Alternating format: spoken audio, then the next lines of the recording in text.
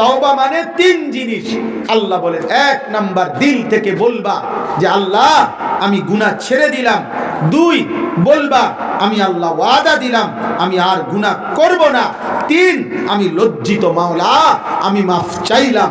আল্লাহ যদি বলে বান্দা অন্তর থেকে গুনাহ ছেড়ে দাও আর করবা না, ওয়াদা দাও, লজ্জিত হয়ে যদি সত্যিকার অর্থে তওবা করো, মাফ চাও, আমি আল্লাহ ওয়াদা দিলাম আসমান পর্যন্ত যদি গুনাহ থাকে মাফ করে দেব আমি।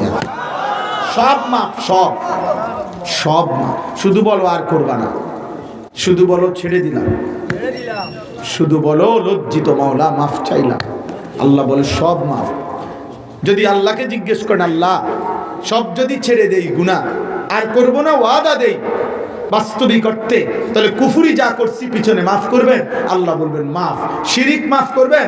মাফ। নিফাক মাফ করবেন? মাফ। বিদআত মাফ করবেন? মাফ। কবিরা মাফ করবেন? মাফ।